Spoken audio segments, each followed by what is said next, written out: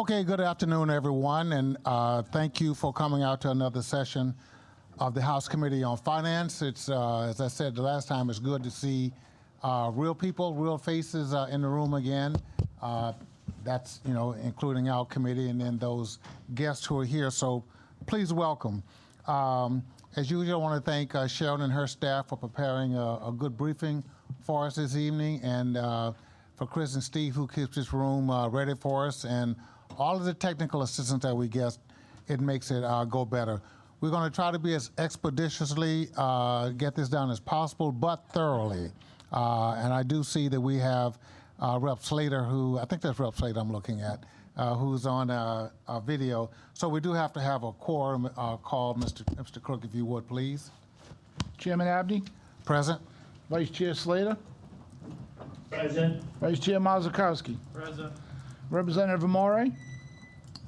Representative Baginski. Present. Representative Barrows. Present. Representative Diaz. Present. Representative Edwards. Present. Representative Hull. Representative Nadon. Present. Representative O'Brien. Representative Quattrucci. Present. Representative Ruggiero. Present. Representative Tabone. Present. Representative Bella Wilkinson. Here. Leader Filippi. Present. We have a quorum. Thank you, Mr. Clerk. I appreciate that. As I said the last time, what I will try to do, and I'll try to be as expeditiously working as I can, we want to make sure that we start this year off right in terms of how we conduct ourselves and how we run the committee, and that varies from committee to committee. So I would just simply say to those of us who are on the panel here, if you want to know what the Finance Committee's job is, and if you want to know what the chairperson's job is, please read that. It gives you all the information that you need.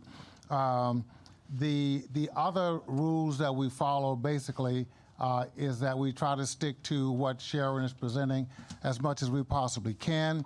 I can't tell anybody what question to ask, but I can say let's make sure we focus on that and get that done. The other thing is that Sharon's going to give an overview, and then as normal, after she's finished, if there are questions that any of you have that you need to get answered from an expert, she's the one to do that. And then we'll have the administration come up and present their issues. And I always ask, if you heard a question that was asked that Sharon couldn't answer in your beginnings administration, please try to get those questions asked. And if there's just something that you can't get done, then we do what's called a sidebar. I don't want anybody leaving this room without having some semblance of an answer to the question they have. But what we don't do, this is not a commission, and this is not a work study, but it is positions that have already been vetted to some degree, and now it's our time to make sure we look at it from a financial perspective and drive on from there. So I think we can get that done and get everybody out home in a good time. So Sharon, if you would start, please. Thank you, Chairman, members of the committee. On your agenda this evening, summarized here, one remaining section of Article 8, all but one section of Article 9, and then several related proposals for use of state fiscal recovery funds through the American Rescue Plan Act as contained in Article 1, Section 16. The missing section of Article 9 is on broadband. That'll be scheduled for another date. We're working on the last piece of Article 8. You heard the rest of Article 8 last week. The last piece has to do with the small business development proposal authorized by the Assembly back in 2019. This was for the development of some small business funds with 10-year plans. It would be capitalized by outside investors. Half of those funds would be tax credits against insurance taxes, for provable metrics. The remainder would have to come from other private investors, but with no expectation of a tax credit. They were limited to certain types of investment companies, and eligible businesses had to be small businesses with fewer than 250 employees, 15 million in revenue, and 60% in-state payroll. Article 8 proposes a number of revisions to this program, expanding the applicable tax types for the credits to be applied to and allowing transfers. It allows for multiple different types of vendors, and it removes the first come, first served provision in the original legislation. The participation ends up being more subject to Commerce Corporation approval and includes a change to the application process. This is effectively the same proposal you heard last year that the Assembly did not enact. There's a little bit of additional clarification on the roles for taxation and commerce, but ultimately it's the same proposal you heard last year. Thus far under this program, one award has been made to Enhance Capital last calendar year. They were approved for up to $13 million in tax credits, which, as the original legislation requires, can't be done until 4 years after, at a minimum. So that would start in fiscal '25. So that is Article 8, Section 6. As we move on to Article 9, I'll just remind you from our budget overview we gave now 2 weeks ago, the 2015 Assembly enacted more than a dozen programs for inclusion in the fiscal 16 budget, incentive programs and other programs. You have over time made a number of changes, adding and revising, and in some cases extending sunsets and recapturing unused funds. There are a few items for your consideration this evening that relate to those programs. In Article 9, an increase to the limit on rebuild credits, changes to the Wavemaker program, extending sunsets on all the programs for another year. There is a sunset change that turned out to be done in error. Today, the chairs of the Finance Committee received a request to amend that, to strike that revival of a grant that was allowed to sunset.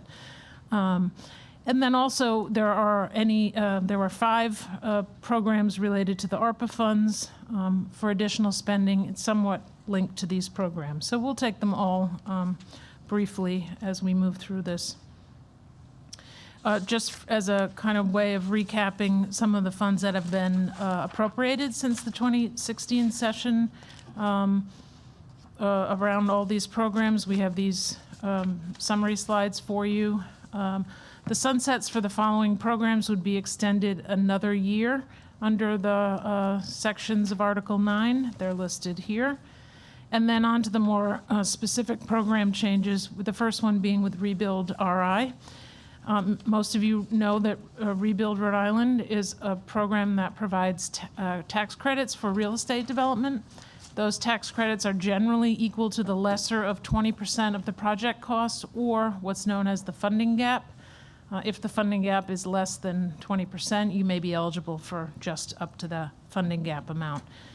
There are provisions under which that can be 30% if certain criteria are met for rehabilitation, reuse, affordability. There's a host of statutory options for a larger credit. There is a $15 million project cap, and that can be redeemed over 5 years. There's a provision for upfront redemption at a discount. Projects that are eligible for this program are also eligible for a sales tax exemption in the case of materials purchased. That can be part of the package. Almost immediately when a year after the program was enacted, there were some additional changes made by the Assembly to cap the total amount that could be issued under the program, and some other modifications based on issues that had arisen. That $150 million cap was then increased in 2019 to $210 million. And a separate, distinct $25 million cap was created for parcel 42, often referred to as the Fane project, the Hope Tower, you know the one, so that if that ever moved forward, it wouldn't be under that $210 million cap. And any of those sales tax exemptions that are granted must be done so within the cap and paid from the funds that you set aside.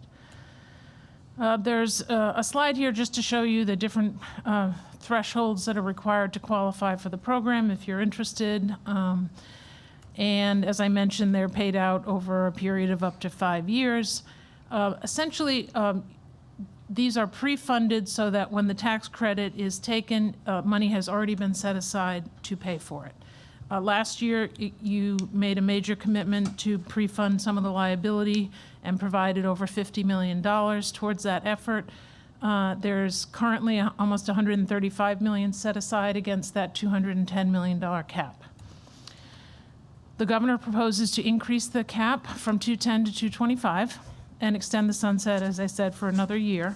His budget includes $13.5 million to continue to pre-fund the obligations. That would bring the set aside to over $148 million. And then in the out years, it assumes roughly level funding for the next several years. Just kind of graphically, most of the funds have already been committed, $207.9 million, so there's little room left to make new awards. In terms of money that still needs to be set aside, originally, like I said, $135 million has been set aside. The expectation was that there would be a continued 11-ish million provided each year until this was satisfied, leaving a $64 million unfunded liability. The governor has proposed increasing the cap, and in doing so, also increased the funding level for this year. And so this graphic kind of just shows you that it basically means there'd be about 17 million able to award, and the unfunded liability here after 23 would be 77 million, which would be paid out, which would be set aside over time at around the 13.5 million per year. Because the timing is not entirely sure when someone will take the credit, there may be a balance available against which those credits are drawn, and ultimately those two do come together. But for budget stability, you do want to make sure you set aside sufficient funding to pay the credits. So that's the rebuild changes before you this evening. The next one has to do with Wavemaker Fellowships. As again, a familiar program to most of you. These are tax credits that provide up to 4 years of college loan repayment assistance. The amount is based on the degrees and the individual person's actual loans that they owe. It has been implemented as 2-year awards, although you can get up to 4 years total. And you can get up to $1,000 for an associate's, $4,000 for a bachelor's per year, and $6,000 for graduate or postgraduate. Eligible applicants have to work full-time or have accepted an offer for a company, but in a very specific field. This is designed to the STEM field. Most of the credits have to be reserved for permanent Rhode Island residents or attendees of a Rhode Island college. The proposal before you this evening is to expand the eligibility for the program to, quote, high-demand frontline healthcare workers. So this would go beyond the STEM and finance limitations, and this program would be overseen jointly by the Executive Office of Commerce and Health and Human Services. The money set aside, $800,000 in the fiscal 23 budget, would cover one cohort of about 100 2-year awards, averaging about $4,000 each. Here we've got a little bit of history on the appropriations and the fellowships that have been awarded since the program's inception, in case you're interested. And then just very quickly, we mentioned that the article now, it appears, inadvertently revived a program that had been allowed to sunset. That has been requested to be withdrawn, so we'll skip right over that. And I'll move on to the programs before you this evening that would be funded from American Rescue Plan Act state fiscal recovery funds. You're going to see the typical slides you've seen for quite a while now as a reminder, in case you ever forget when the funds, how much we are getting, how much is available, and for how long. So those are here for your reference. And as you know, the governor's budget programs all the funding from fiscal 22, which is the current year we're in, through fiscal 27 to over 50 projects. Mechanically, the 22 allocations are in the separate standalone 7122. Remaining allocations are in 7123. There's lists in section 16 of all the projects, the multi-year funding, and the specific per agency allocations are in section 1. We have provided you at both a report and this summary how the governor's budget organizes the proposals by topic. So that's just repeated here for you. And as a reminder, you do have each project described separately for you in our documents. And also as a reminder, the funds can be used in one of four ways, some of them very broad options, but you do have to consider if the project meets these standards and how it does, and you already had a hearing about how the administration plans to ensure that it meets all the federal regulations through the Pandemic Recovery Office. But for those who are interested in how each of these projects meets the standard, the administration has provided us their scoring of them. So the first category being respond to the public health emergency and its economic impacts is a fairly broad category with like 3 subcategories. And then there's the premium pay, and then there's revenue replacement, which is fairly broad as well. Essentially, you can use it for government services, and the last one being water, sewer, broadband. So in all the 53 proposals, we've just summarized here which categories they've been scored to fit under. It doesn't mean some of them can't fit under multiple ones, but this is how they are proposed to be presented and regulated against these categories. You can see that 41% of it falls under the revenue replacement, and that is the one place the state has a limit on how much money qualifies under that. And the other ones are listed here. And we'll try and bring that to you each time we have one of these proposals so you can see how each one is scored. And of the $108.5 million tonight, 45 of it is already in the supplemental that you passed in January. And so 2 programs are extended in the governor's budget. One program, which is an existing program, usually funded from state funds, would be funded. And then there would be 2 new programs. These qualify for use as negative economic impacts, and then in a couple of cases under the revenue replacement category. So we summarize the 5 programs here, showing you the multi-year appropriations. And as a reminder, that first column, fiscal 22, those 2 programs are the ones that you authorized in January, the $45 million. They would be continued in 23. And then the other programs for the years shown there, and then the scoring of the eligibility. So to the first program, the Main Street, Rhode Island, that is an existing program that allows funding to support enhanced sidewalks, signage, lighting, items for local business districts. This is one of those original programs from 2015. It provides grants or loans of up to $300,000 with a match requirement. Over the years, you've appropriated $3 million to support this program. $2.8 million went out in awards to 16 municipalities and 1 additional organization. The governor's proposal is to provide $5 million for award in fiscal 23. We would note that less than half of the projects approved in the last few years have completed. They are underway, but as you know, projects take time.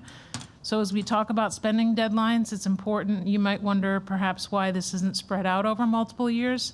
I'm sure the administration can address that, but it would look from the timing of other projects that these things take time. And if something was awarded by December of next year, there'd only be 4 years to spend it. So if it looks like projects tend to take a few years, it would probably have to move fairly quickly to meet that deadline. Now, as drafted in Article 1, it's not linked to the statute that created the program or anything like that, which gives the Commerce Corporation broad discretion on its own, but it is not linked to it shares a similar name.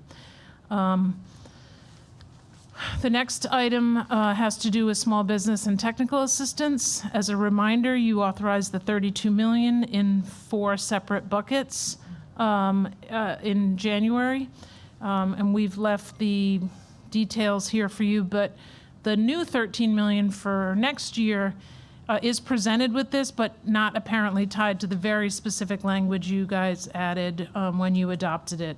Most of which was to comply with the stated uses, but you were very specific in the legislation. So that specificity is not contained in the budget. And just as a reminder, some of the specifics, minority business set aside, limits per program, per grant, those things were in there. So the next couple slides just recap. If you're looking to see what it was that was in there before, we'll leave those for your review, and then move on to the next item, and that's called Assistance to Impacted Industries. This aligns with the Assistance to Tourism, Hospitality, and Events Industries item from early January. And this would provide an additional $15.5 million for fiscal '23. Again, presented with the other item, but not specified in the level of detail from the January bill. So it does, it says basically that the assistance can take the form, it's expected to take the form determined by Commerce. So again, specific buckets are not allocated. And again, for your review, the next couple slides, just a reminder of how the other funds were laid out in the budget and specified for use. One of the new programs proposed is $10 million to support minority business ownership, termed the Minority Business Accelerator. And this money would be spread through fiscal '25. We did get a potential breakdown, again, not actually in the bill, but some backup information provided from Commerce on how these funds might look split into different uses. Grants and technical assistance, physical space, loan capital, and administrative costs. It really would cover a range of assistance and programming. Again, doesn't specify eligibility or other specifics. There is a statute that describes what a minority business is. It's not linked to that per se. Presumably it would be similar to that. And on the potential uses, again, provided from Commerce, what grants and technical assistance might be, providing accounting or finance assistance, software, and it may not go directly to the business, it might go to an intermediary. And as I mentioned, physical space, there could be acquisition or renovations provided, as well as low-interest loans. And the expectation it would take a couple of folks to help administer this, whether contracted or full-time at Commerce.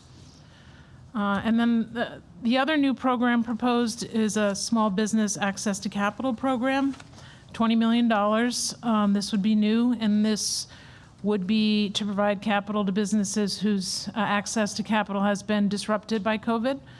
Similar to an existing small business program, although that one is loans only. As you know, you have a revolving loan fund that you've capitalized any number of times. But this could potentially not just be loans, but it could be forgivable loans or grants. It does not specify exactly how this would work, so that's something that's not contained in any legislation. It potentially could be a line of credit or a grant, a forgivable loan. To the extent loans are not forgiven, the repaid loans perhaps would be used on other programs, but that's not specified either. And then as we wrap up here, just some things we showed you last fall about prior relief programs through either the state or the federal government, what has been available to businesses, and some of which has passed through the state's hands.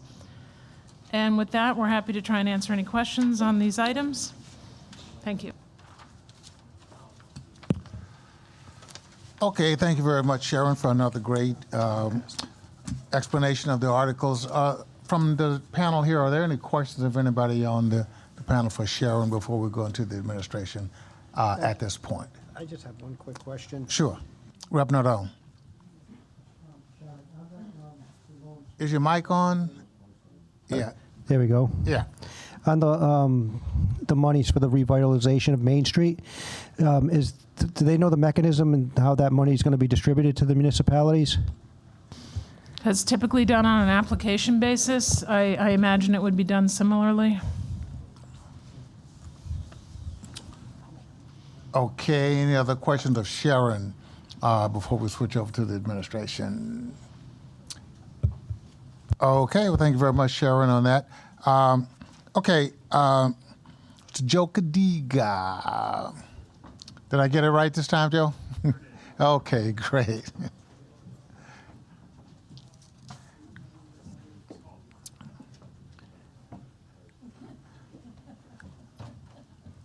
Okay, Joe, as normal, this is part of it is your show. And again, I just reiterate, if there's anything that you think you need explaining further that Sharon did, that's fine. But if not, we'll go right into the presentation. And welcome everybody else who's on the panel that's coming up. We'll let Joe do all the introductions. Okay. Thank you very much, Chairman, members of the committee. First, I'm glad to introduce myself and the colleagues that I've brought with me tonight. My name is Joe Kenickie, Budget Officer. Glad to be here tonight and glad to be here with you all week. I bring with me today Secretary Pryor of the Executive Office of Commerce, as well as his Assistant Secretary, Hannah Moore. And I also have with me Paul Dion from the Department of Administration Pandemic Recovery Office. I think on the items tonight, you'll largely hear from Secretary Pryor, but I'm glad to take any questions that you have. And we've also brought PRO along with us in case there are any technical questions related to compliance matters. With that, I'd like to pass it off to Secretary Pryor. Thank you, Secretary Pryor. Welcome again. Thank you, Chairman. So glad to be with you. Really appreciate it. Am I audible, sir? Great to be with you, Chairman, honorable members of the committee. Good to be before you once again so quickly. You should have a presentation. It's a reasonably thin one, just aiming to outline some quick points in supplementation of Sharon's very good presentation. So with your permission, Chairman, I'm going to dive in on that. Briefly on the recovery, talk about the toolkit that we're asking you to reauthorize and refuel. I'm going to talk to you about the Wavemaker program in particular because of the emphasis upon healthcare workers, which would be new if you were to authorize that. And then the SFRF funds out of the Arpa package and how that will work. And then, of course, questions. And I'll do my best to be succinct so that your questions can of course, govern. Economic recovery slide number 3. Just want to repeat for everyone's knowledge, even since we last met before you, Chairman, it was reaffirmed by Moody's, the analytics division, in its Back to Normal Index, which is ranking the states as to our economic recovery. Once again, stated by them that Rhode Island has the best recovery in the Northeast. Number 1 among all the states in our larger region. That's been true for many months. And we're in the top 10 for the strength and frequency of our strength and pace of our recovery, in the top 10 for the whole country, number 9 as it stands. We saw the 7th largest drop in the U.S. in unemployment from the start of the pandemic through April of 2020. You've heard me express some of these points before. I won't belabor them, but I do want to emphasize them to say, on a relative basis, our recovery is strong. But it's uneven.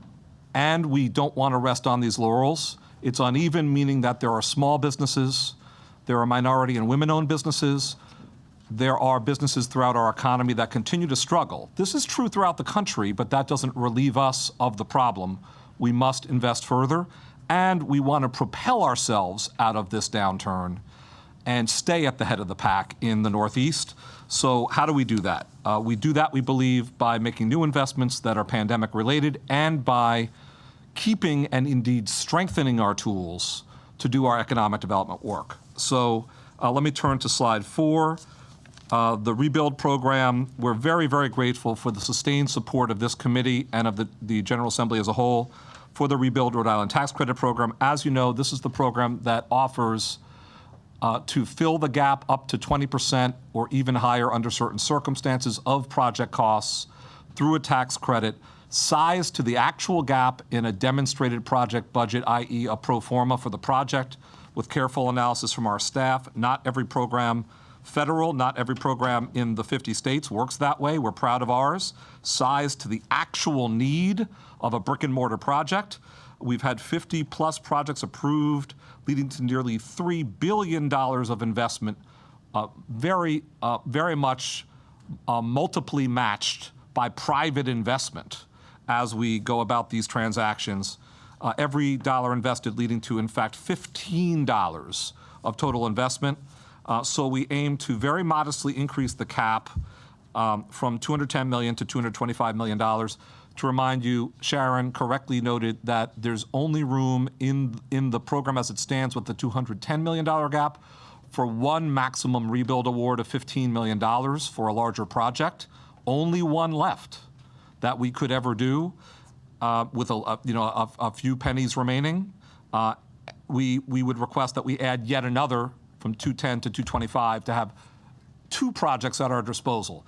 I'll note for you that not only is there potential to leverage private funding as we have by financing the totality of these projects where we achieve this 1 for 15 leverage, I also want to note that federal grants, which are more abundant than usual, and there are many competitive federal grants beyond our SFRF monies, beyond the monies already in Rhode Island's control, there are many additional competitive grant programs out of the American Rescue Plan and beyond. To seek them, very often a local match is required. A state match is, in fact, a huge advantage. So to disable this program would be especially unwise. We're only asking to be able to do two maximum rebuilds, two at the limit of the project cap, so that we can, in fact, compete for federal grants as one of the additional benefits, not the only. Okay, so on page 5, we'd ask that you would continue key small business supports. The Small Business Assistance Program, or SBAP, is what you might think of as our small business loan program.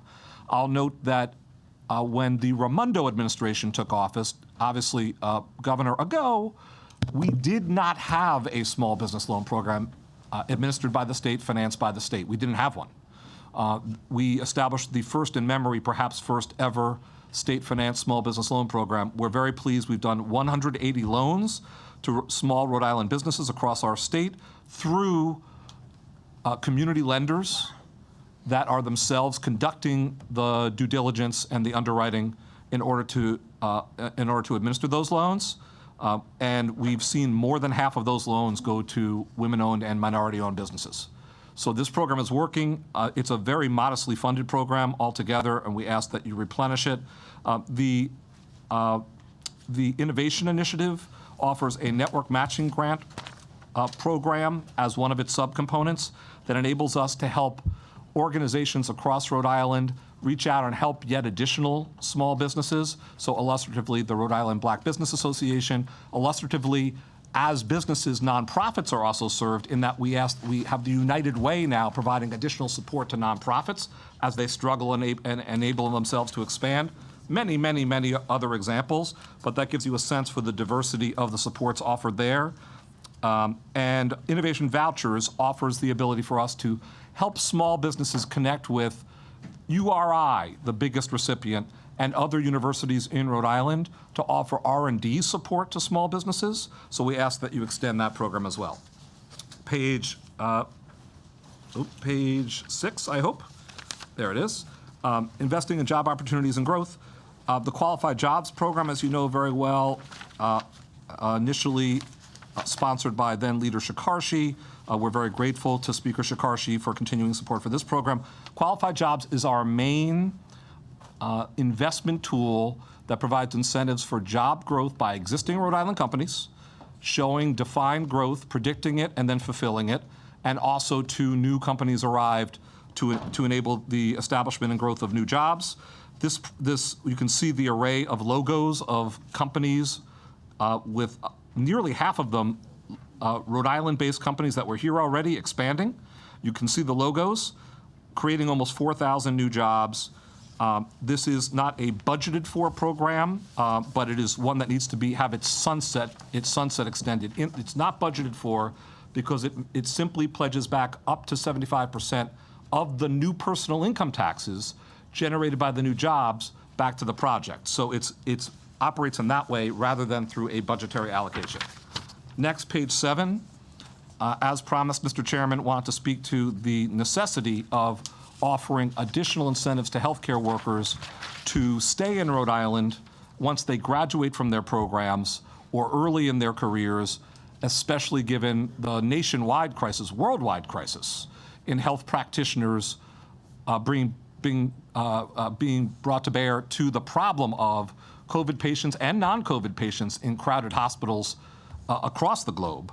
So we're asking that you authorize enough funding in this instance for about 100 scholarship awards. You heard the gradations described by Sharon, the gradations up to $6,000 per individual. Up to 2-year awards is typically how we undertake the program. We're very proud of how it's operated to date, and it's been a successful program that has seen over 1,000 recipients to date, 1,049 to be precise. Mr. Chairman, currently it's for all STEM fields, science, technology, engineering, mathematics, and design, given our emphasis on design in Rhode Island. This would now have a separate allocation for healthcare workers per se. So nurses, physical therapists, anesthesiologists, nurse practitioners, you get the idea. Truly essential personnel at our hospitals and other medical centers. So we're hoping that you will support that endeavor, and it would work within the construct that we have created together, including now Leader Blazajewski's heavy involvement from the original founding of the Wavemaker program, and we're grateful to him. SFRF funds, on to page 8. The request here is for several new allocations, supplements, as Sharon has described, of $32 million for the Rhode Island Rebounds Small Business Grant Program, and an additional $13 million for $15.5 million for the Tourism, Hospitality, and Events Impacted Industries Fund. So what I wanted to express there is we've already, Mr. Chairman and honorable members of the committee, gotten out there, as you were hoping, and as soon as you passed on January 4th, the Rebounds package prioritized small business grants, got out there with a program. Today, in fact, was the completion date, the closure date for the 2-week round of applications. We did see north of 3,200 applications. We may even, as we're counting, get up to 3,300 applications by the 3:30 p.m. deadline. Happened to have been today, meaning that we believe we are fully subscribed or oversubscribed, just based upon our estimates for these up to $5,000 grant awards. So we do believe we need to replenish this program. We would likely continue to design the program in a manner like we have for this round and the previous so-called relief grant round out of CARES Act funds. But we would, I have to say, on all of the points pertaining to SFRF funding for small businesses and impacted industries, ask that we dialogue together until passage to monitor economic conditions, see which industries are being most heavily impacted. God forbid there's another variant, but we all know there could be. Monitor the economic conditions that result and design the program with parameters, as we did up to the passage on January 4th together, very, very effectively. But those are some initial thoughts. I can get into more observations and suggestions as we go, but those are just some initial points. I'm going to go ahead and turn to page 9, and we'll elaborate on the American Rescue Plan SFRF stuff as you see fit. The assistance to impacted industries, $28.5 million, builds on the 13 previously authorized. I do want to emphasize the important initiative, the Minority Business Support Initiative. I want to speak to that a little bit. That is a proposed $10 million initiative that is aimed at providing support through intermediaries to minority-owned businesses in our state. As you know well, minority-owned businesses have been disproportionately impacted by COVID and were, in many instances, coming from behind in the good times pre-COVID. We were formulating conceptually plans for such an initiative even before the pandemic, but this certainly emphasizes the need for such an initiative. I want to point out that our hope is that there would be funding within this $10 million for planning and capacity building, meaning support program development, intermediaries support program development, helping nonprofit organizations, community organizations provide even more, facility planning, et cetera. A modest amount of money, call that $500,000. Physical space, something like $3.5 million for securing and building out physical spaces to host such efforts by nonprofits, by intermediaries in the community. Technical and direct assistance, technical assistance like accounting, financial, and contract procurement assistance for entrepreneurs of color, and as well as direct assistance to help businesses flourish. Loan capital of $1 million, program implementation and compliance funds to make sure it all runs right. Happy to get into it more, but we are very passionate about this particular initiative and hope that it can be brought to fruition. I'll note that the Rhode Island Foundation, in concert with stakeholders throughout the state, has undertaken a study of the needs among minority business support programs and among MBE's minority business enterprises. And the report is forthcoming, but we've been doing this in partnership. It's funded in part by the Rhode Island Commerce Corporation, and we will have, as we fill out the categories that I described, a lot of information to work with. So we're very, very pleased that that's the case. And Main Street Revitalization, many of you all are familiar with the impact of this program in previous iterations in your districts. To respond to a question that already arose, Mr. Chairman, the Main Street Revitalization Program will run on an application basis, an RFP-like basis. The idea would be to have a minimum match from localities. In the past, it was 30%. We'd like to dialogue about that with this committee. Perhaps in the communities with lower fiscal capacity and higher poverty levels, we call them hope communities in commerce programming, there should be more flexibility for a lower match. And we also have traditionally had project limits at $300,000.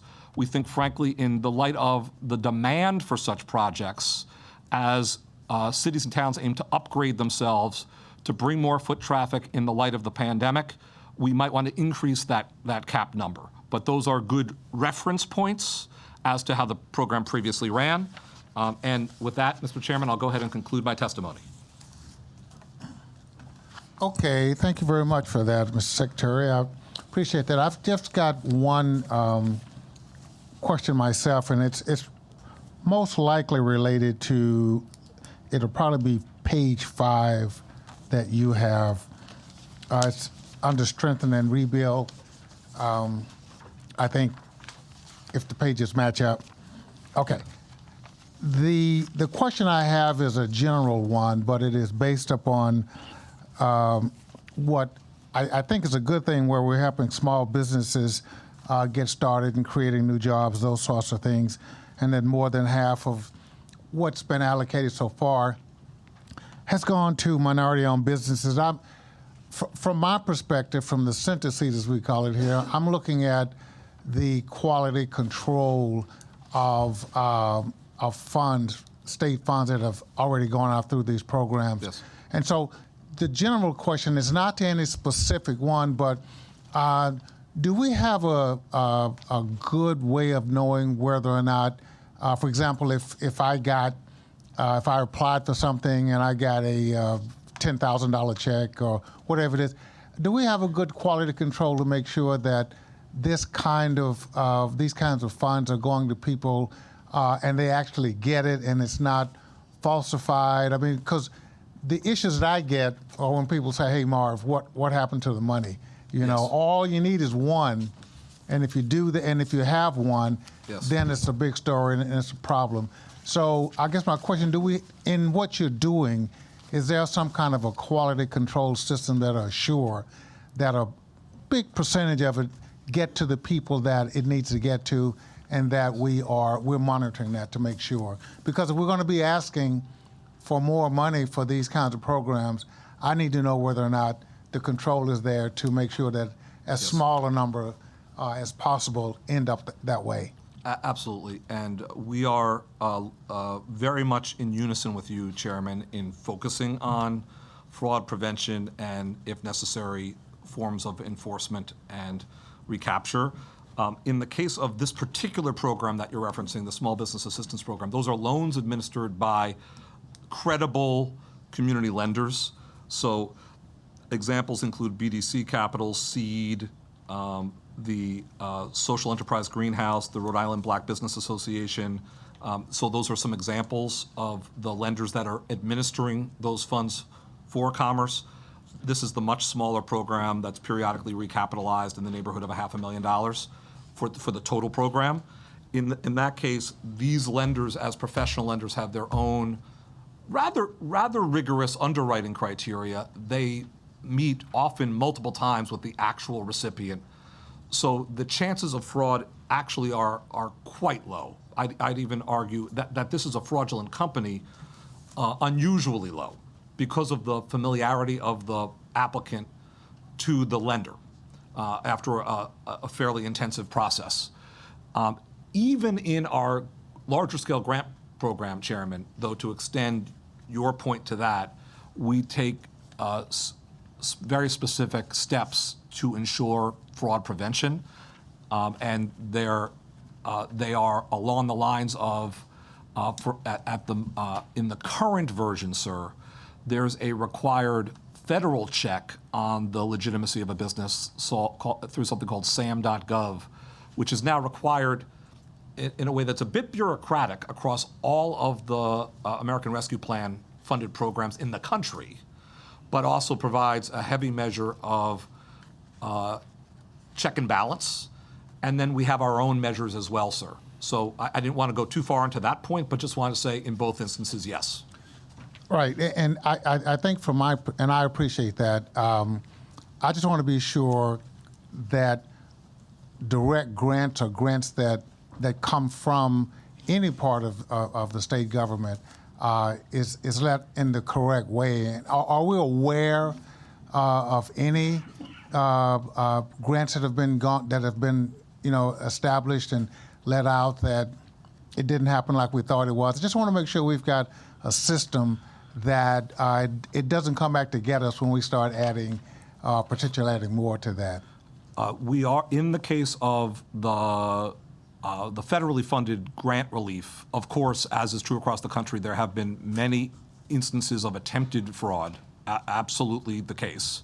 And we have done we've taken a set of steps aimed at rigorous weeding out of potentially fraudulent check recipients prior to the check issuance and even through the issuance method. And we've created those procedures and protocols, Chairman, in concert with fraud experts through our partners in conducting the program, and as is necessary in concert with the state police here in Rhode Island.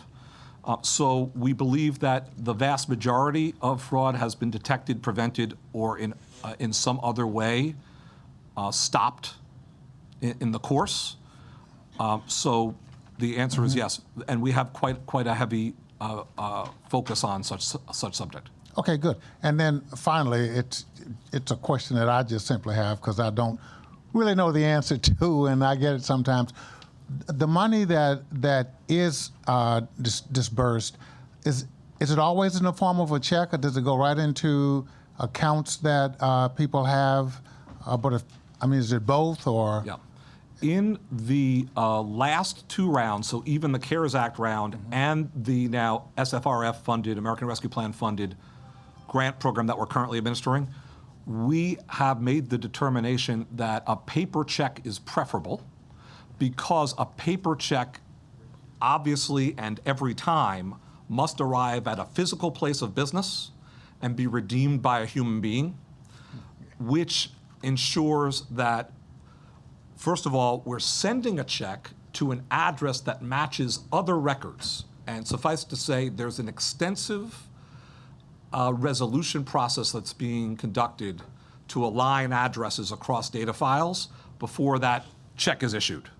And then it must go to a physical place and be deposited by a person. So in fact, that's the method that, as a final check, if you in terms of check and balance, is in operation for us. Okay, as I say, it helps me to understand this before we get into a discussion or terrible floor fight over how the money's gone. I see my good friend Leader Felipe is looking at me. He's my mentor too, but Yes. I thought I would get the question out there before he did. But anyway, I appreciate your candor and your answers. But fraud and abuse is something we have to really make sure that we're on top of. Yes. Because it is taxpayers' money, whether it's federal or not, that we're dispersing. Any other questions from any? Oh, okay. See, we got, I think Chairwoman Ruggiero, I had her hand up first, and then we'll get you. Thank you, Chairman, and thank you, Joe and Stefan, Hannah, and Paul for joining us tonight. My questions, Secretary Pryor, are around the small business access to capital. Kind of the opposite of whether there's fraud, but more importantly, how are the businesses knowing about the program? Yes. How do businesses access $20 million? What's the process look like? And if these are loans, what are the interest rates? Because it's important to get the capital, and it's great that if we fund it, I just want to make sure we're communicating it to the best of our abilities to the businesses out there that would need this money. Absolutely. Thank you. Thank you, Chairwoman Ruggiero, and appreciate all of your attention to all of these programs. We have, on getting the word out, I'm going to focus on that part because I think that was the center of your question, and we'll elaborate on any other point that you wish, ma'am. We have 8 marketing and outreach partners for the current SFRF-funded program. East Greenwich Chamber, North Kingstown Chamber, Newport Chamber, Multicultural Innovation Center, Social Enterprise Greenhouse, the Hispanic Chamber of Commerce, the Hospitality Association, Innovation Studio. There are others who are partnering with us beyond that, but they are on contract as partners to get the word out. We've had countless newspapers cover it. We've done walking tours, physical walking tours, the governor and I both, to get the word out, and then bring some more earned media, some more free press forward. We've had social media campaigns. Hopefully you've seen them pop up on your phones, the ads for the Rhode Island Rebounds grants. They've been everywhere. I know every time I open my phone, one is coming up. We tried to saturate it out there. We had print flyers, all of which was done in multiple languages, English, Spanish, Portuguese, Korean, Mandarin, Cantonese. I'm not naming them all. It goes from there, all of them translated with available technical assistance partners who can help in multiple languages. So you'll get the sense. It was quite extensive to get the word out, and we will, in any future round, do that. And each time we aim to improve upon our previous efforts. So welcome recommendations, and would do even more.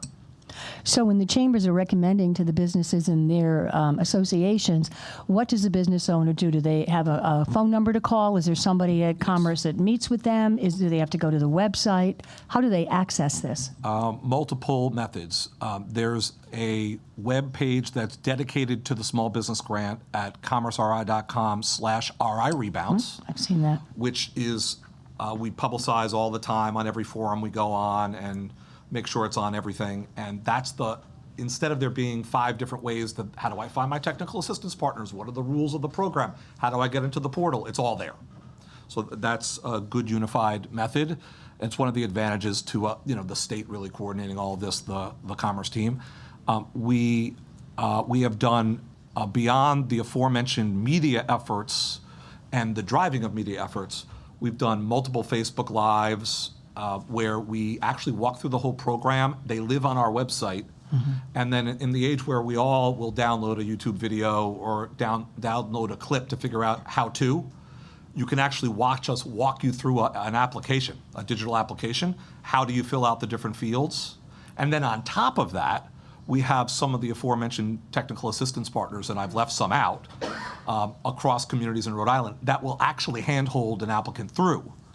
No, you've done a nice job with social media on showing how to do that. So then I'm assuming once someone submits the application, there's a human being somewhere at the other end that either calls them or they have an appointment, right? There are, first of all, people can always call 521-HELP.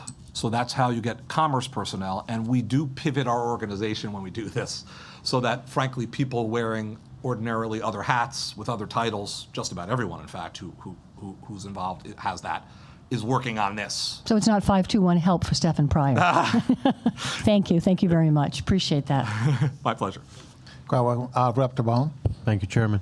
Thank you for joining us this evening. So I have a few questions in regards to the different programs that deal with real estate. Pre-pandemic, I get it, and obviously when Governor Raimondo came in, we were trying to rebuild our economy, or continue to rebuild it. Real estate obviously being the backbone of an economy. You guys created innovative approaches to get there. And there were some glitches early on, and you guys worked through them. Now here we are with some ARPA funds, and clearly it's a program that it's anticipated how we're going to go about that.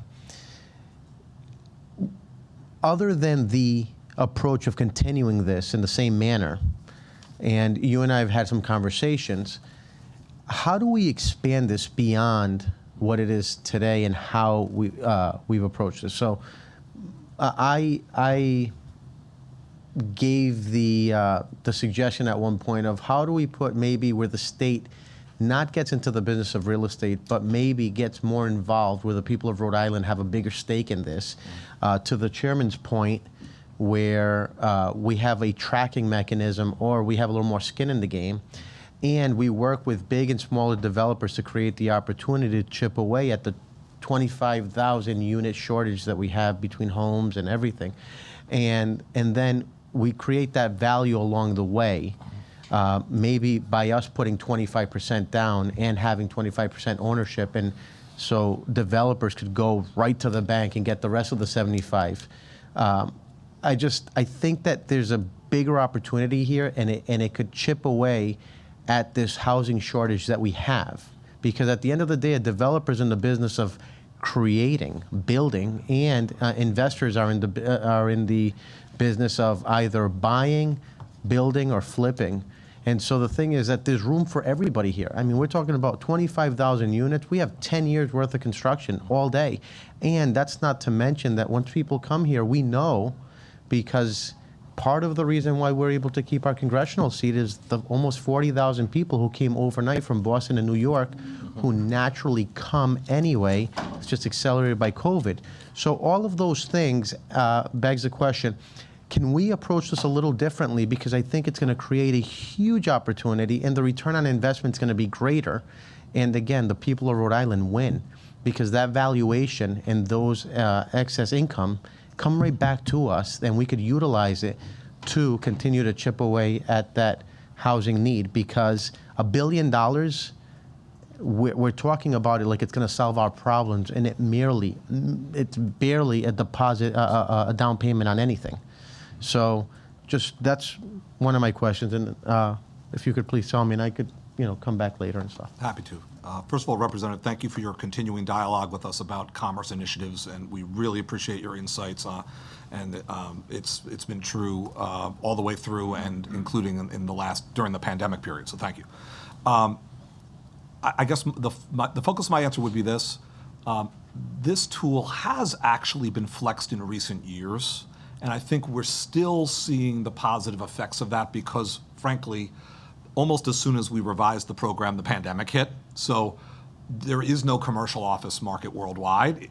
Some of that will come back. There'll be more mixed-use developments, I would imagine, more, and you and I have talked about this, so this actually happens to be right up our alley, but I think there'll be more live-work scenarios that are innovative with assets and amenities that make that work best. And suffice to say, we're having heavy dialogue with developers, with housing experts, with people involved with commercial innovation, about how to bring all that together for Rhode Island and to be ahead of the curve. But specifically what we created what we, in short form, called the Streamline Rebuild Avenue, where smaller projects can get through our process faster, with fewer check marks required in boxes, and it's been working.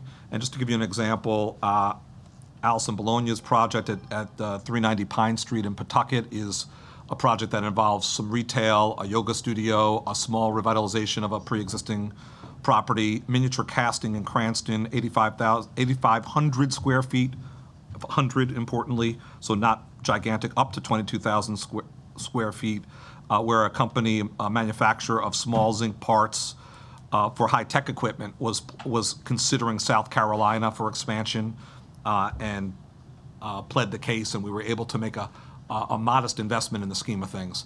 So what I would say to you, Representative, is we've actually recently flexed the program, and I think coming out of the pandemic, these smaller projects will come to fruition in greater frequency, and we need the firepower to do some of the bigger projects too, as we compete with other states and as we need to fill that project gap that's going to be there.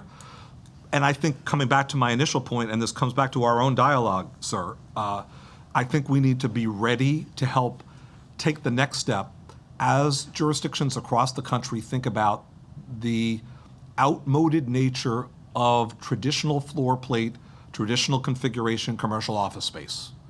People are not going to just go back to the offices exactly as they did in some places in every community. It's going to be different. How do we reconfigure live work with the assets and amenities we need? We need tools like this to get it done. And once again, we need tools like this to leverage federal funds that are looking for matches.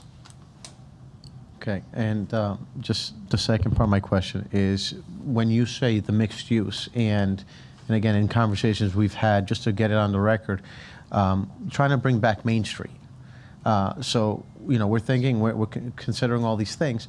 Is it possible that we could look at the power of like larger purchases, how maybe the state, instead of giving a bunch of little grants, maybe coordinating with businesses that are alike and maybe subsidizing a portion of their purchases to lessen their costs and make them more competitive?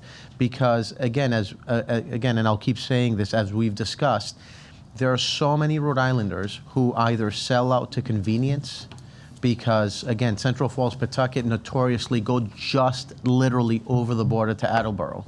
And people in the East Side and East Bay go just over the border to Seekonk. And tens of millions, if not hundreds of millions of dollars escape every year to Massachusetts. And as I've said so many years, we don't get a profit sharing check from Charlie Baker. We lose that. That money's gone out of our economy, and we have to work twice as hard to get it back. Is it possible that, instead of people being incentivized to go right over the border or online to some of the bigger retailers, that we maybe create a program where we can lessen the cost for our retailers to offer more products, or lessen the cost to make it more competitive and keep people and money in Rhode Island? I'm just thinking that I've seen the $5,000 and $10,000 and they help, but what if we had a larger purchase of something else where it was coordinated with all of them? Because sometimes that $5,000 might just go to rent, and it helps. But entrepreneurs, if there's one thing about entrepreneurs, is they make something out of nothing. They're problem solvers, and that's why they're in business. Sure. They get paid a premium because they figure things out. And so figuring out a month of rent, that's a relief. But I think we could go further. And so that's my ask or challenge. How do we figure that out, and how are we working with our Main Street businesses? I very much agree, and I'll maybe hit 3 points, and then further dialogue can occur tonight or another time, whatever the chairman and you, Representative Seifert. Yeah, this is going to be one of those sidebars. It's important information, but we got to stay focused on what it is we're doing. Yes, sir. Now, so if you can answer the rep's question in 2 or 3 sentences, that would be helpful. You got it. The first sentence would just be yes, happy to discuss. And then my additional point would be, I think we're starting to see with some of these tools things along these lines. And I would point out Supply RI, which helps connect local Rhode Island businesses with bigger purchasers within Rhode Island, medical centers and universities and businesses. We also have a new voucher program that, Chairman, this committee authorized within SFRF dollars that will help us utilize disproportionately Rhode Island businesses like accountants and payroll processors to help small businesses in their back office. And the third thing I'll say is that even the rebuild tool is helping to create an ecosystem here in Rhode Island. And I'll point out, I believe Lucy Searle is here in the audience from Farm Fresh Rhode Island. And Farm Fresh Rhode Island has built a project that involves a multi-purpose food hub, multiple restaurants, Farm Fresh's own operations, a farmer's market, all about growing in Rhode Island, literally growing produce in Rhode Island, selling in Rhode Island, keeping dollars in Rhode Island. Much more to discuss in the future, Chairman. Thank you. Do you have another question for me before we go on? Chairman, I'll wait for the rest of my colleagues, and then I'll wait till later for some other things. Okay, even if you do that, I want to make sure that it's still based on what we're doing here again.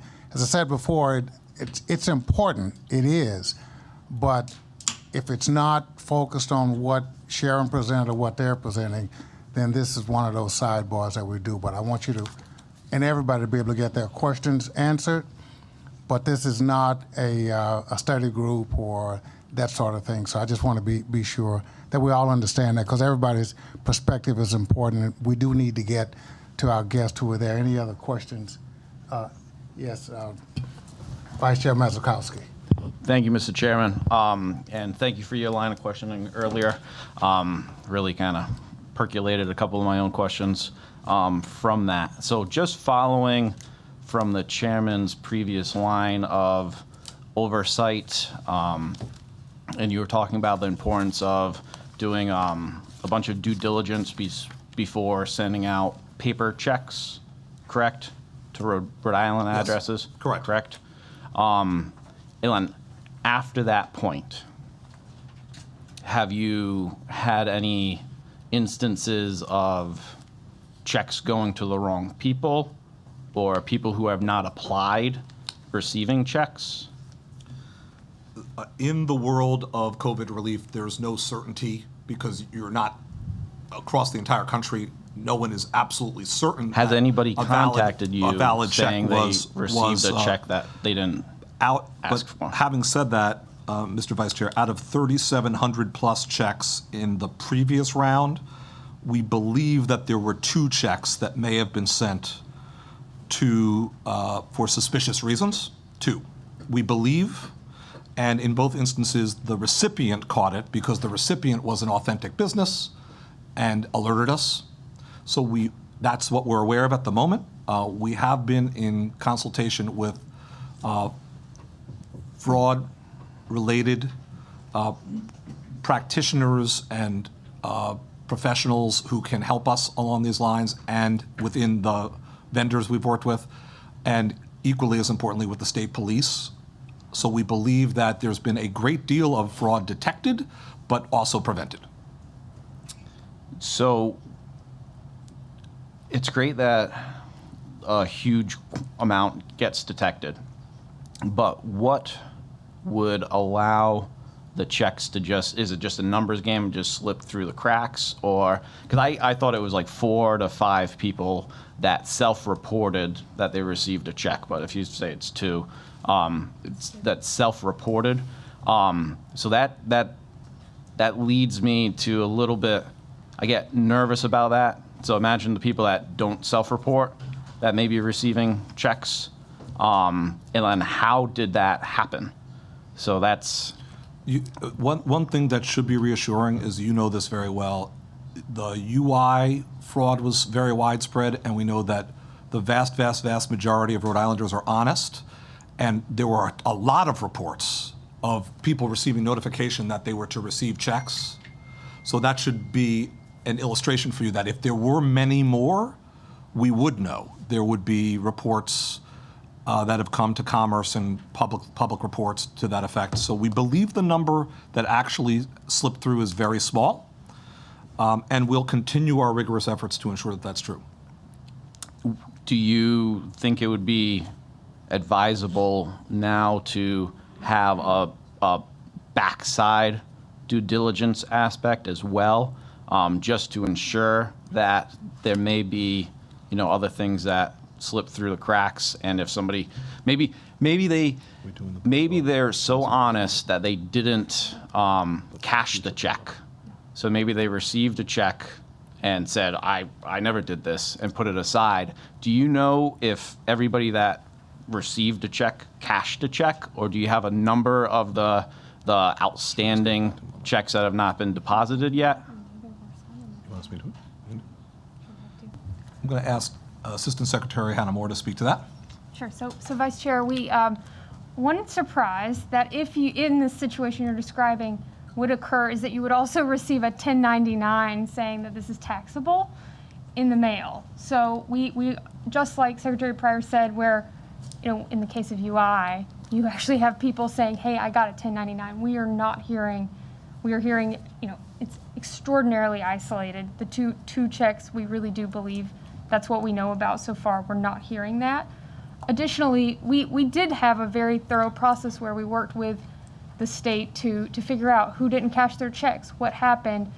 The mail is what the mail is at this moment. We definitely had people who, they didn't receive a check. They were calling us. We were hunting them down if they didn't cash their check, and we're happy to follow up with more information on that. But we use a very thorough, multi-step protocol to make sure that people are passing multiple checks before we're sending out checks. So we know that we've caught a very significant number. And Okay, and so that's the other aspect of it too. It's just importance, like Chairwoman Ruggiero was saying earlier, just making sure people get the checks that need to get the checks. So if somebody a check went to a different house or whatever, in these two instances of the checks being sent, did they report getting once they got the check, or did they report it once they received the 1099? Sure. So they did they did call and say, I received this check. We also have had an instance where the same person said, you sent us a 1099, which is embarrassing on our part because we knew that it was not intentional. So, Okay. Thank you. And it was the two instances? Yes. Okay. Thank you. Thank you, Mr. Chairman. Okay, you're quite welcome. Rep. Trotskopter, please. Thank you, Chairman. And thank you, Director. Regarding the Small Business Development Fund, Yes. back during the time of its inception in 2019, I believe, then Governor Raimondo was opposed to it, I guess you would say, publicly. She was. Yeah, and as well as a couple of the board members. Let's see, one of them actually said that he called it unwise and an unfair agreement with performance concerns at that time. And another stated that he urged the General Assembly to bail on the program and save the taxpayers $42 million at the time. Did you share that opinion back then? I shared concerns and believed that it was not perfectly conceived. The reason we did proceed with the program is that, one, the pandemic arrived, and in the absence of federal funds immediately arriving before the CARES Act, and even in the presence of CARES Act dollars, we knew that we had to use every tool at our disposal to help small businesses, given the struggles. So we superimposed upon the program supplemental requirements and requests for applicant lenders. And that's what gave us comfort. So if I may, Representative, should I describe those briefly for you? Go ahead. So we requested that a minimum amount of COVID-impacted businesses be served. So 75% of the initial funding, there was a $20 million allocation, or $15 million. Of that, a third needed to be in the hospitality industry, so targeted. We were concerned, quite frankly, in the original program, that businesses that would have gotten loans elsewhere would just get loans through this program, and we'd be on the hook for 64% of the funds, because that's how it's constructed. We thought, if we're going to target COVID-affected businesses, that's a good use of the funds in the midst of the pandemic. So we did that. That was purely supplementary to the statute. We prescribed a maximum interest rate that could be charged. We were concerned about usury, out-of-control interest rates, a maximum all-in return, minimum deployment period to get the money out on the street, so that the lender couldn't be so patient that they only did deals that were obvious to the market, and they would do some rapid deals to help us during the COVID era. And we also required, for example, a stricter measurement of jobs created and retained than the statute provided. So those are the things that gave us comfort, and one lender did agree to do it. So a lender must apply to Commerce for approval, And with those supplemental requirements and requests, one lender met those criteria, and that's why we proceeded. And when COVID is in our rearview mirror, do you anticipate going back to your original opinion? I anticipate continuing only with such supplemental requirements and requests. Only with, now that the market has gotten used to, one lender found the way. One lender said we can do that, and it will not crush us. In fact, we believe that will be a beneficial use of these funds. We think that if others wish to do the same, they can meet similar criteria. They may not have to be pandemic-related criteria forever, but similar rigorous criteria. Thank you. Thank you. Okay, thank you. Rep. Nadon, please. Yeah, Chairman, I got three very brief questions. On the revitalization of Main Street, is there a criteria the municipalities have to meet in order to get that money, or is that just open to all 39 towns and cities, just freely? It needs to be that it's a commercial corridor where business will be enhanced by brightening up, creating more accessible aspects, et cetera, to a front door to business. Business is plural. And there needs to be a match requirement. That's the hallmark of the program. And again, I think we should provide for some flexibility for less fiscally capable cities and towns that nonetheless want to get in the act and ought to. Those would be some examples. Okay. And the other question was, I have one other one after this. When Refrigerio asked you about the interest rates on the small business loans, and I don't believe you touched on that. Do you know the number on that? I don't, and that's in the Small Business Assistance Program, and I'll find out because they'll vary across the various lenders. Okay. In the different niche markets that they serve, and we can certainly get back to you with what they're doing. And one other quick question. On the matching grants, the federal grants, can Arpa money be used to match those grants?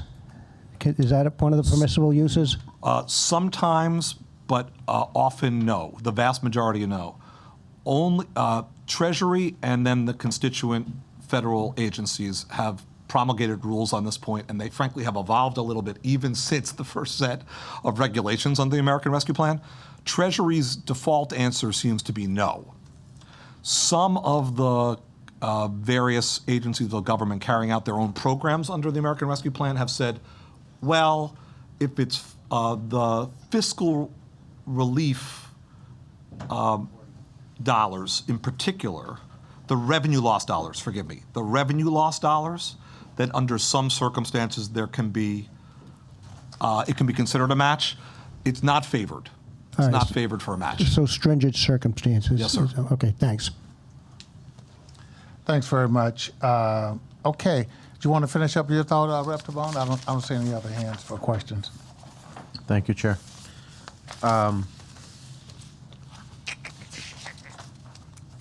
In regards to the restaurant support, we saw that luckily a lot of money came in, and you guys, did your best and did a good job of trying to get it out there in these small denominations, right? But we also saw restaurants that unfortunately came in at a time where nobody expected the world to change.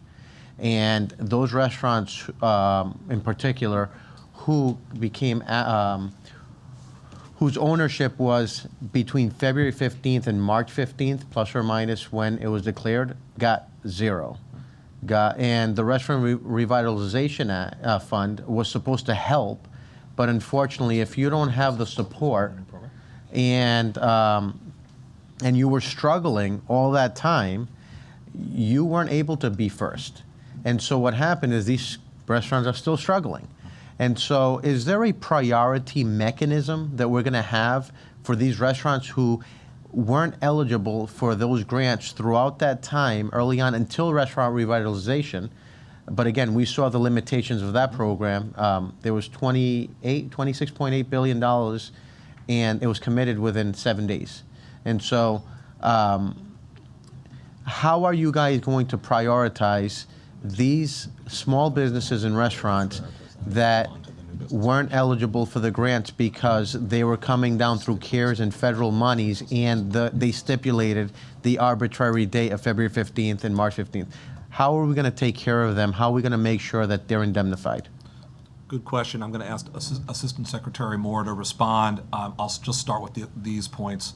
In the most recent round, we did include newer businesses, and we did prioritize businesses that have not previously received aid.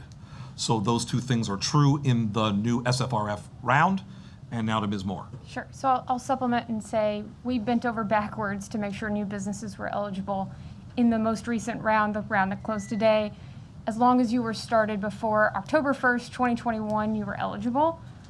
So that's the first point. The second point, we as the Secretary has stated, we are prioritizing businesses that have not received state assistance before. And so we would expect those who've been left out because they were new would count there. So those are a couple ways we're working on that.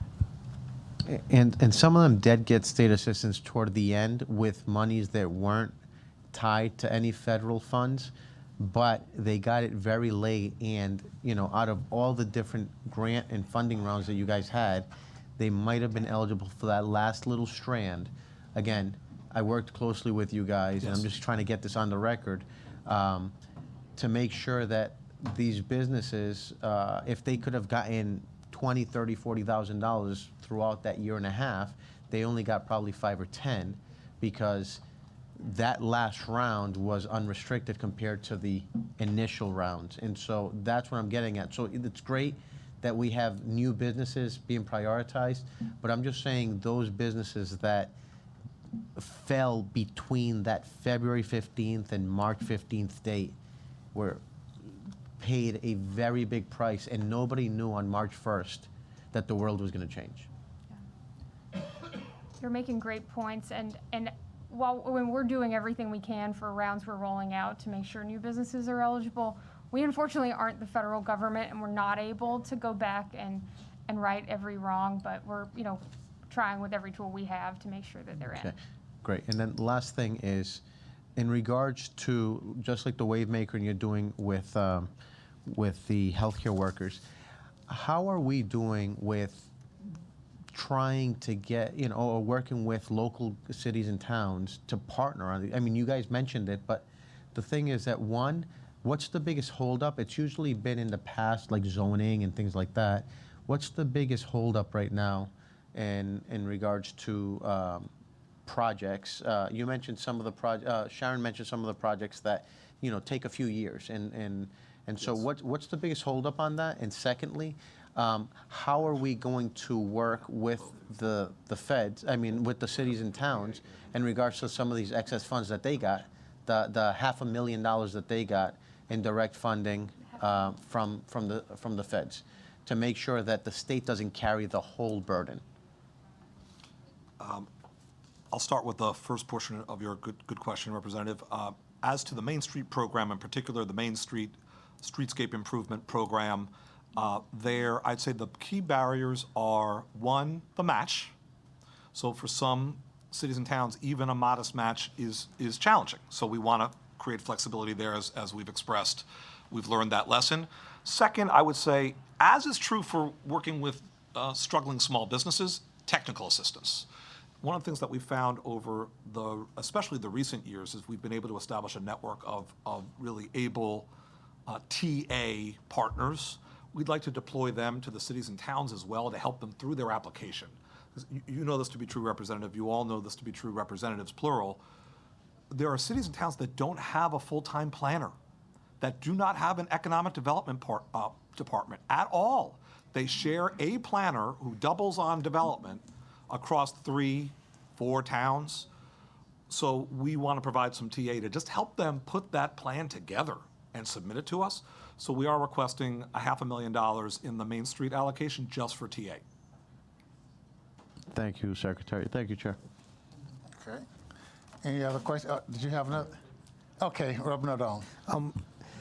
On the small business, the access to capital, are there any restrictions on that? Like, is it predicated that they hire more people or anything like that, or? At present, it isn't. And I think if we monitor the state of the pandemic, and if we're in a less severe downturn state, we might we might start to superimpose some requirements like that, but for now, no, it's direct relief for losses. For businesses that continue to operate. So that's what it is for now. Yes. Okay, thank you. Want to make sure I don't miss anybody who has a question. I think that exhausts and no one's on the screen for that too. So that exhausts the questions I think we have for now, and if we get others, we will certainly send them to you for that. So thank you for your presentation. Thank you very much, Chair. We really appreciate that. We are very grateful. Thank you. Sure. Thank you. Okay, now this next phase, I think we've got our side done, the administration. Now we're to our witnesses. I do have a witness sheet, and what I'll do is we'll try to get as many people up as possible, and I think we have some that are on the phone too, but it looks like it's not a lot of people. And if you've signed up twice, I'll try and get those people up so you can testify on more than one thing. So it looks like testifying on more than one thing is Bob Goldberg. Did I get that right? In terms of you testifying on two different? Okay, great. And then Sarah Bratko from Hospitality is testifying. And is this Farouk? Okay, great. Come on up.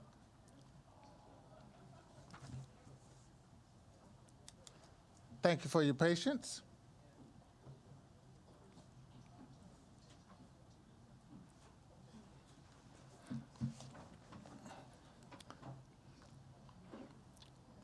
Since you got there first, Sarah, you can go first. Well, thank you very much. Sarah Bracco here on behalf of Rhode Island Hospitality. As is my habit, I have submitted, I think, 8 pages of testimony, but I will leave that once again for your thrilling nighttime reading.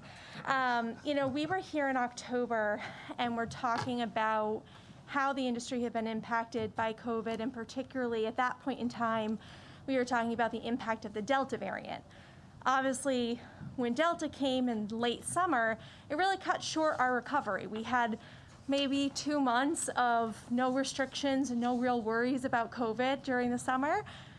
By the fall, we were back at it, talking about how we were going to handle this explosion of cases. Unfortunately, what happened was Omicron happened, kind of at the same time that Delta was winding down. And we never had an opportunity to get our feet back underneath us. The additional challenge that we had was Omicron also came right at the height of our busy holiday season. And so what we saw was for the first time, well, actually for the second time in 2 years in a row, restaurants and hotels and event spaces were missing out on that crucial revenue during the holiday season. If you've ever tried to find parking at Twin Oaks Restaurant between Thanksgiving and New Year's Eve, you know how important the holiday season is to us. We're now in a situation where we have a significant cash flow issue. We've gone 2 years of whatever this nightmare is. People have kind of exhausted any of their backup and their relief. They've exhausted any additional economic relief, both from the federal government and from the state. And we're hopefully looking at the tail end of this. Obviously, I hope we all think that we're maybe, I don't even want to say it out loud, but fingers crossed. But we're seeing that restaurants and hotels are really still struggling. They're trying to figure out what bills to prioritize, trying to figure out how much longer they can keep this all going. And so any additional aid that we can get through the state, even through the federal government, is going to be crucial. We know we're going to see restaurants close. We hope we don't see any hotels close. The question is, at this point, how many can we save? How many can we kind of get through? Really what we're looking for is to get to the summer season. Summer is a crucial point for businesses in Rhode Island, particularly in the hospitality sector, but we also need business to come back, particularly in downtown Providence, that quite frankly is a ghost town. When you talk to restaurants in downtown Providence, I was talking to a major restaurant there for the first time ever. They had not one customer on a Friday night, not one. And we saw restaurants take the unprecedented choice of closing during the holiday season. Closing, and they never do that because that's where they make their money. And they said it just wasn't worth it because we were empty. So we really need this additional help. We hope that it can move forward as quickly as possible. I'd be happy to take any questions from the committee. Okay, thank you for your testimony. No questions for the committee? Okay, great. And that was the only one that you were signed up for. I want to make sure. Okay, and I butchered your name. I'm so sorry. From the Marriott there. You want to, give your name for the records because I did a bad job on it. Mr. Chairman, thank you for indulging me tonight. And ladies and gentlemen, my name is Farouk Rajab. I'm the general manager of the Providence Marriott downtown, and I'm here. I come in front of you to speak on behalf of hospitality in general, hotels in Providence in particular. Hotels in the city of Providence had a couple of years of watershed of revenue and staffing. And when I opt to speak in front of you, I sat there to gather my thoughts, and then I read Sarah's statement because she shared it with me. And I couldn't do any better job than Sarah in putting together the numbers and explaining it in details. So it's a great night read, but I want to talk to you about the change in dynamics of travelers and the change of staffing and people, because we are a people business. But 2 years of losing revenue, Providence had experienced well over the 40% mark in 2020, and our measuring year is 2019. So 2020 to 2019 and 2021 to 2019, Providence lost over 45% of revenue in hotels. And if you compare that to other areas, and particularly if we compare 2021 to 2019, South Shore, Newport did not experience loss of revenue relative to 2020, 2019. And that I'm just focusing on hotels in this particular statement. So the Providence experience has been detrimental to the hotels and the industry. As you well know, 2 major hotels in Providence were closed for a significant amount of time in 2020. They opened in the middle of 2021, and they're still struggling. Many of us are still struggling today with low occupancy. And the reason for that, particularly in the city of Providence and the metro, is that the evolution of the traveler, I call them now the digital nomad traveler. The traveler changed, right? Now there's something called Zoom and Google Meet and in Microsoft Teams, and the list keeps on going. And corporate America discovered the benefits of all these systems. And I'm not discounting the scare of the disease and COVID, but we also had greater restrictions in the Northeast that had a greater impact on us in Rhode Island, and the change in dynamics. So we're still continuing to market and to sell in the same way, but to a different customer, because the customer changed and the way they travel changed. Corporate America is still not traveling. Conventions are not back yet. The leisure travel is somewhat healthier than the business travel, but business travel is problematic. And any help that you can afford us and support us in hospitality, specifically in hotels, specifically in Providence, and like Sarah just shared with you, restaurants in Providence are often closed for lunch. The reason behind that, there's no business travel. Even federal government is not open yet and not traveling as well as it should. The thing is, when you help us, you're not just helping. We're a small business. I appreciate the banner or the name on my building. I'm a franchise. I have a guy who wrote checks for the last 2 years just to keep the lights on in that building. And I have the people. Prior to the pandemic, prior to March, I had 250 employees in my building. April 1st, I had 12. Let me repeat the number. Prior to the pandemic, I had 250 employees in my building. April 1st, I had 12. Today, I'm right around 100. I was shopping at a major retailer in Providence the other day, and Denise saw me. Denise was one of my housekeepers. And Denise said to me, "You didn't give me back my job, the job I love." She was a housekeeper. And now she's stock shelves at a major retailer in Providence. And she's not happy there because she loves to work in housekeeping. And I didn't sleep that night talking to Denise because I felt guilty, because I feel like I failed in doing my job because I couldn't bring back 150 employees that are still out there, probably employed at other places. They probably don't have jobs. But we collectively have to put our efforts together to bring back travel into the city, bring back hospitality into the city, and through programs, I'm here to support Article 1 because we need your help, we need your support, we need to bring back Denise to the Marriott. And there's so many Denises out there. And let's all of us do our job, work collectively to bring back hospitality and tourism into the city. Thank you. Well, thank you very much. I think you did a great job following Sarah. She is good at what she does, but you did a great job. I appreciate that. Any questions of the gentleman there? And I didn't butcher your name too bad. I got the first part right. It's always the last name. Yes, always the last name. Okay, my good friend Bob Goldberg, you're on 2 of the, yeah.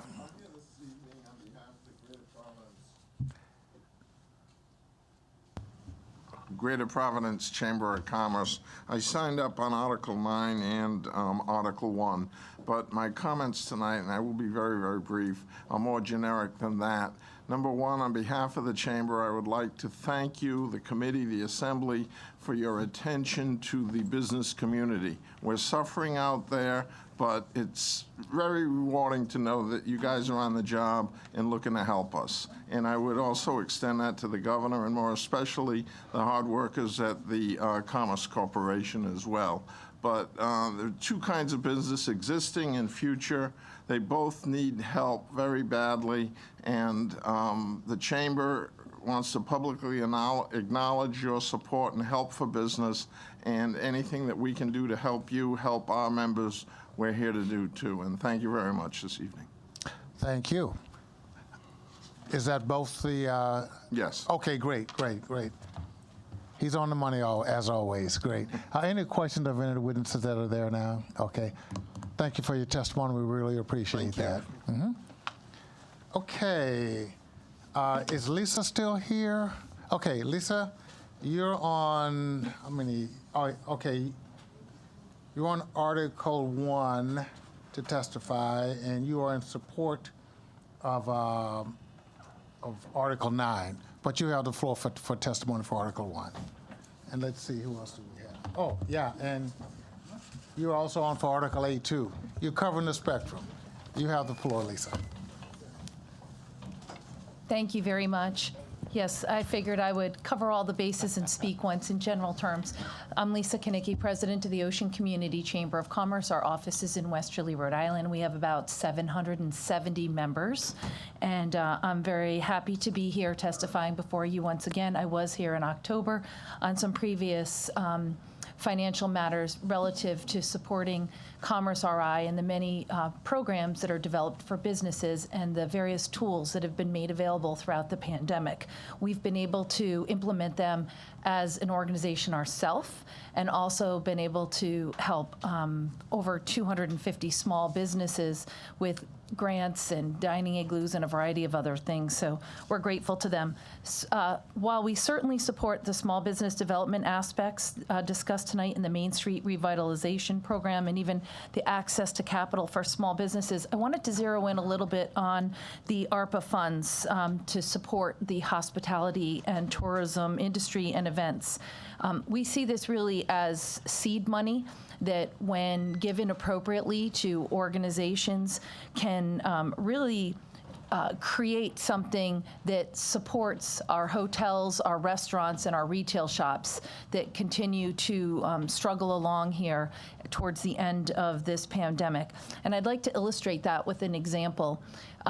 What we did just over the border in Connecticut, because where we're located in Westerly, we're on the border, so I always have the advantage of, weighing what programs are available to our business community on both sides. And I've said it before, and I'll say it again. Commerce RI is running circles around the programs in Connecticut for small businesses. And I say that as a resident of Stonington, Connecticut. Commerce RI does an outstanding job. And we want to continue to support what they're doing. On the Connecticut side, however, we launched a program this December called the Stonington Lobster Trap Tree. We drew over 30,000 people to an attraction that we created with a relatively small amount of money, created a public arts display and an event that lasted for a month, landed on BBC News as one of the 18 most amazing attractions in the world. We want to take the model that we use to create something out of thin air in Stonington, Connecticut, and replicate that in Westerly, Rhode Island this coming holiday season. We want to bring those 30 to 50,000 people to Westerly using another very creative, out-of-the-box, unique attraction that doesn't exist anywhere presently in Connecticut and Rhode Island. You refer to shovel-ready projects. We are shovel-ready with our concept and with some infusion through Arpa funds to support local events and engaging with artists and other creative types. We can get matching dollars from the small business community, and we can build something that really is another unique attraction that lasts for more than one night, more than one weekend, but for a season, and that then yields some sales tax revenue by drawing people to our state to spend their money to experience what we can produce for them. So we're very excited about the nimble nature of Commerce RI's programs that they've presented tonight, and again, in particular, what's available to create not just public art programs, but events that support the tourism industry. So I thank you very much for your consideration. Well, thank you for your testimony. We appreciate that. Any questions of the witness, please? Okay, thank you very much. Thanks. I think we have, is Lucy and Michael, are you still here?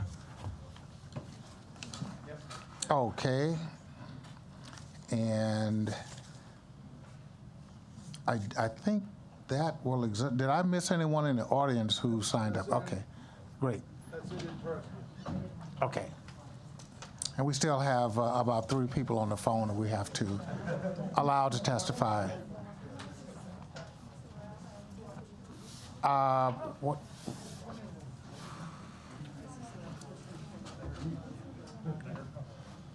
I mean, can you, how long of a presentation is this?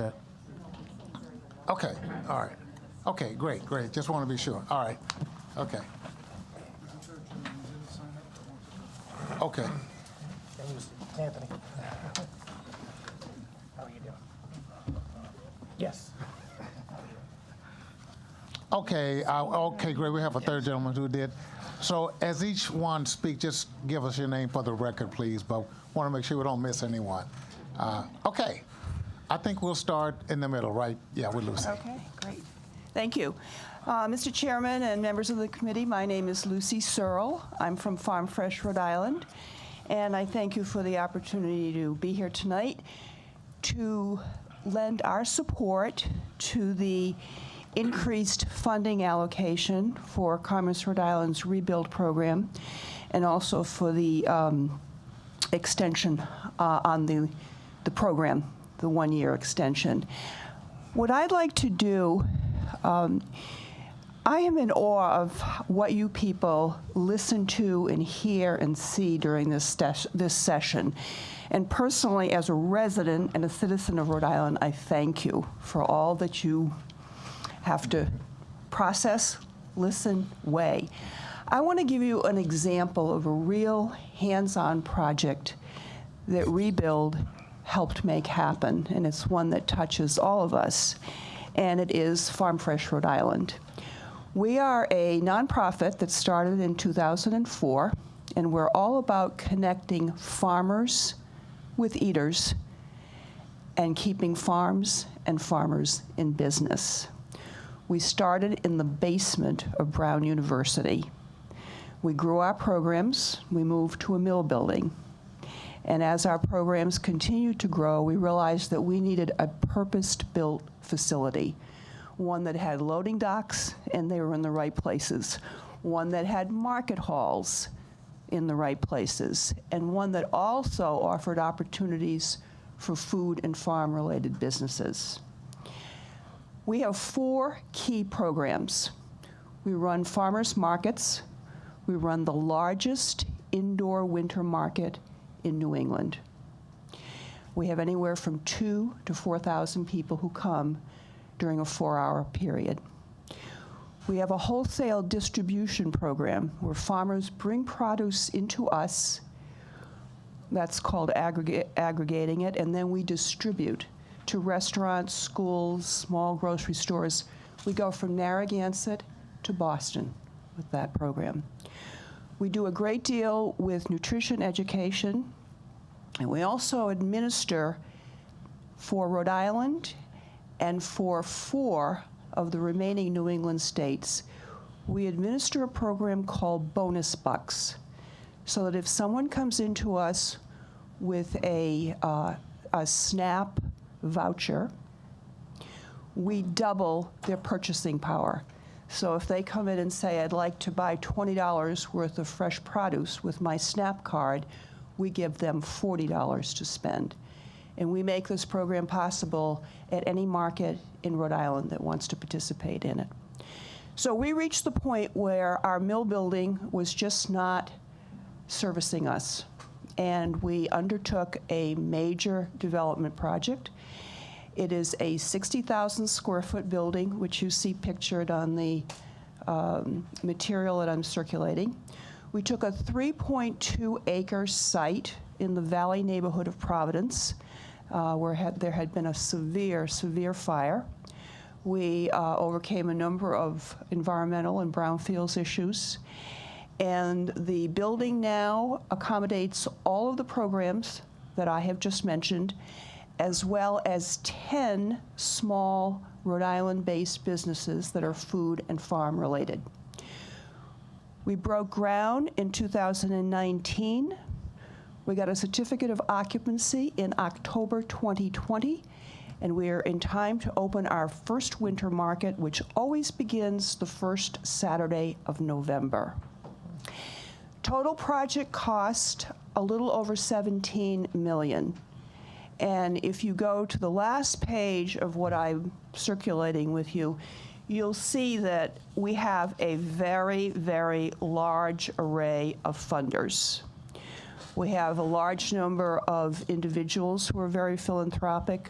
We have DEM. We have Rhode Island Foundation. We did not leave any pocket unpicked. And after we got through that odyssey, we still had a $2 million gap. And that is where the Rebuild program came in. We went to Commerce. We were able to say to them that we had assembled everything except for $2 million. And that $2 million that came from Rebuild put us over the top. And we were able to go ahead with the schedule that I've just outlined for you, groundbreaking and start of construction in 2019 and completion in 2020. I will point out to you that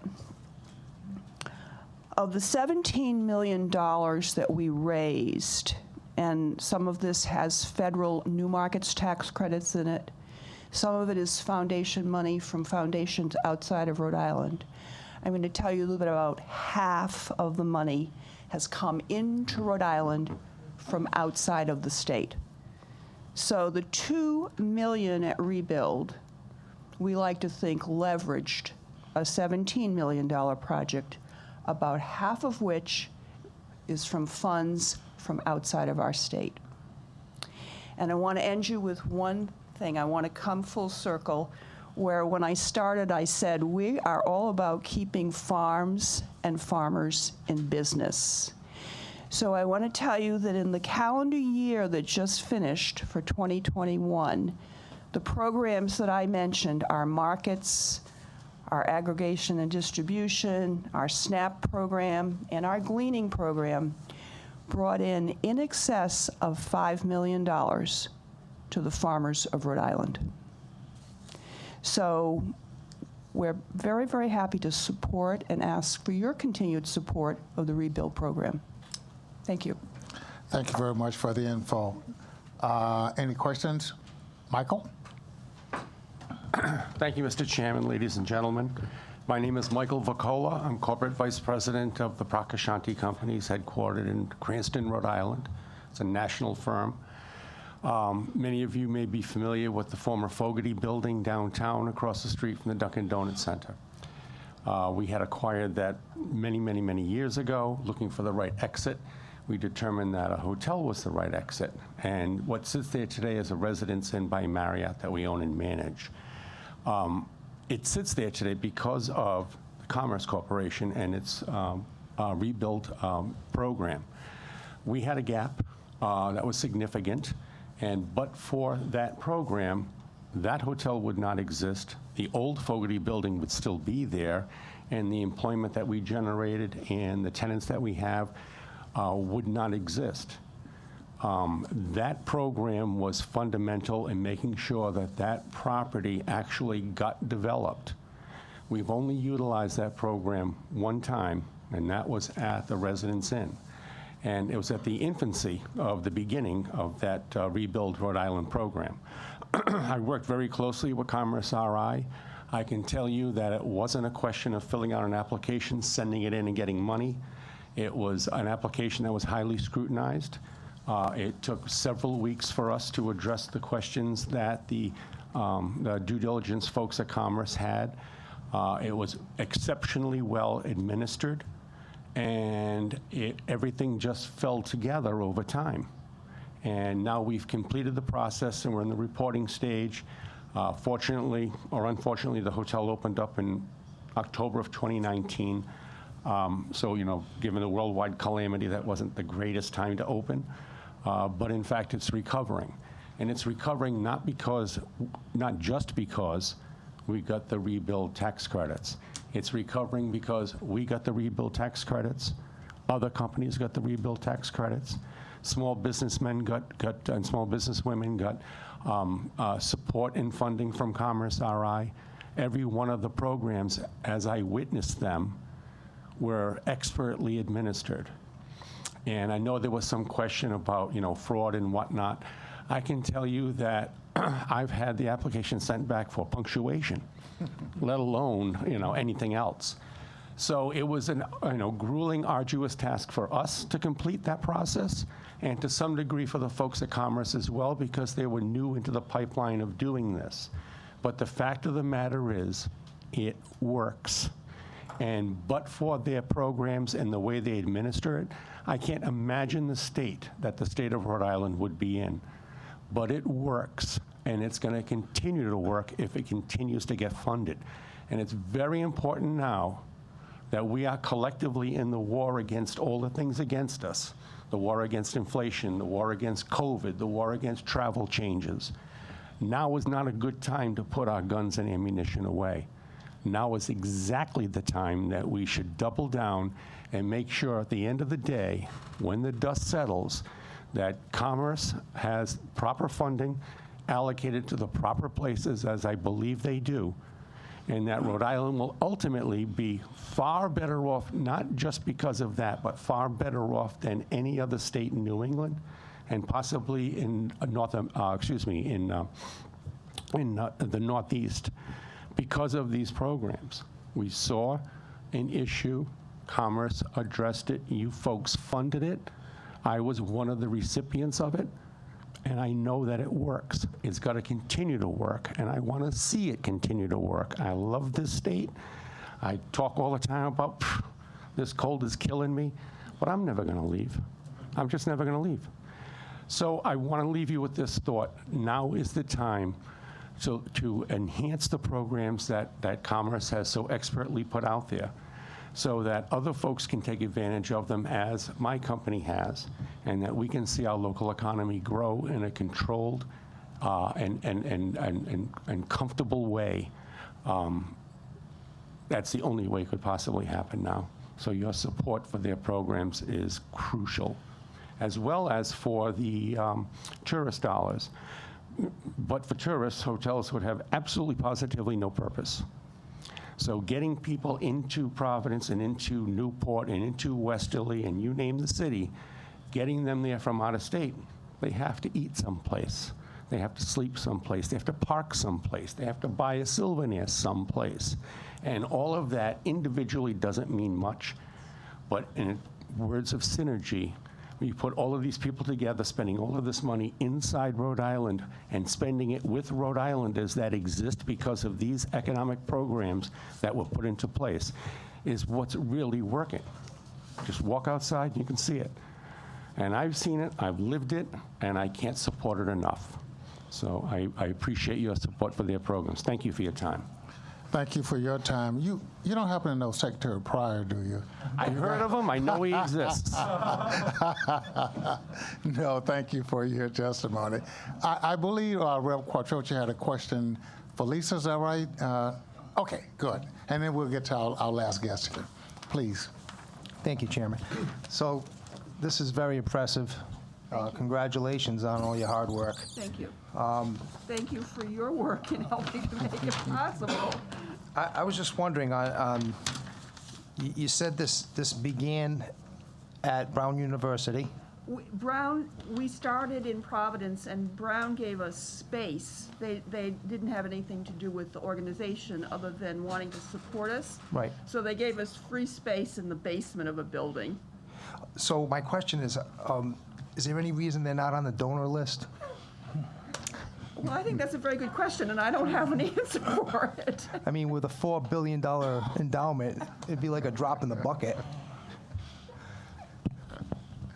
I didn't mean to put you on the spot. It's just... No, I know. I honestly don't have an answer. We were founded by two Brown students, very, very bright. And they founded us because they couldn't find a place to buy an apple that was grown in Rhode Island anywhere in a grocery store. So, those are the ones you need to send. pardon? You need to send those two for your... Brown supports us in many ways, but I Okay. can't point out to you that there is a big financial contribution. Okay, thank you. I was just curious. No, Thank you. that's fine. Now, we have some very smart members on the committee who look into things like that, and he's one of them. So thank you very much for your observation. Yes, sir. Hi, my name is Anthony Gudis. I'm a consultant who specializes in tax credits all over the country. I represent developers all over the country. I like having the programs here that we have in Rhode Island because it gives me an opportunity to actually work here in my own backyard.